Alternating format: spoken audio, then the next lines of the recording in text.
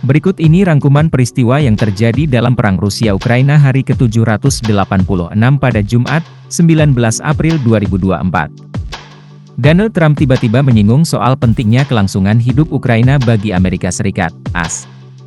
Reuters menggambarkan pernyataan Trump sebagai perubahan sikap menjelang pemungutan suara terkait paket bantuan $61 miliar Amerika di Dewan Perwakilan Rakyat, DPR, AS.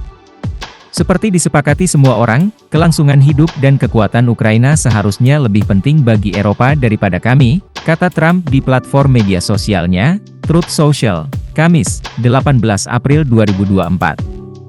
Postingan tersebut bisa dibilang merupakan salah satu pengakuan pertama Trump bahwa kelangsungan hidup Ukraina adalah kepentingan keamanan AS.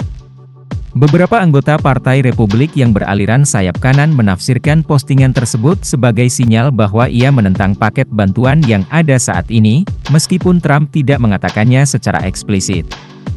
Perang Rusia-Ukraina hari ke-786.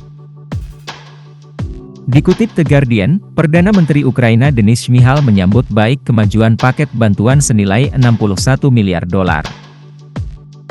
Ia mengatakan bahwa para pejabat AS meyakinkannya bahwa Kiev akan mendapatkan senjata baru dalam beberapa minggu setelah bantuan tersebut disetujui, menurut Reuters.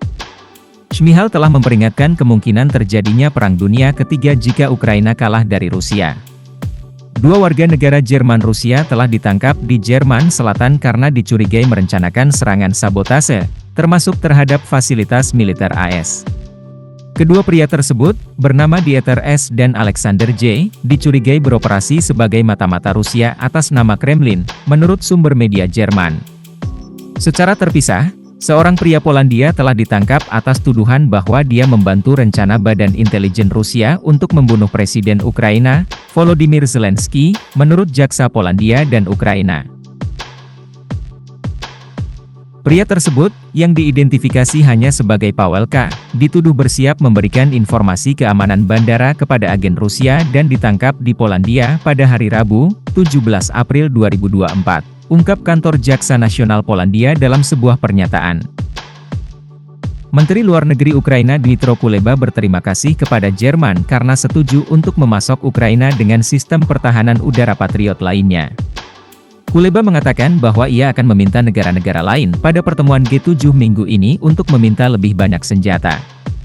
Sejauh ini, pertemuan para menteri G7 di Pulau Capri telah mengakui perlunya mengirim lebih banyak sistem pertahanan udara ke Ukraina, menurut Reuters. Para menteri dilaporkan memuji Kuleba ketika ia bergabung dengan mereka pada hari kedua dari pertemuan 3 hari mereka. Presiden Ukraina Volodymyr Zelensky mengatakan negara barat harus berbuat lebih banyak untuk membantu mempertahankan langit Ukraina dari Rusia setelah serangan di kota utara Chernihiv.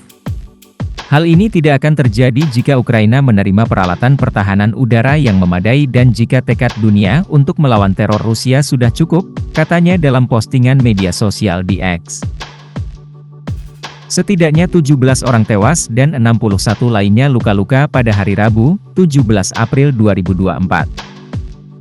3 rudal Rusia menghantam kawasan pusat kota Chernihiv, menghantam sebuah gedung apartemen 8 lantai. 2 anak termasuk di antara 61 orang yang terluka, kata layanan darurat dalam jumlah korban terbaru. Rusia melarang ratusan warga negara Australia masuk ke negaranya, kata Kementerian Luar Negeri Rusia pada Rabu, 17 April 2024. Dikatakan bahwa Moskow akan menutup akses terhadap 235 anggota Dewan Kota tanpa batas waktu karena apa yang mereka sebut sebagai agenda anti-Rusia.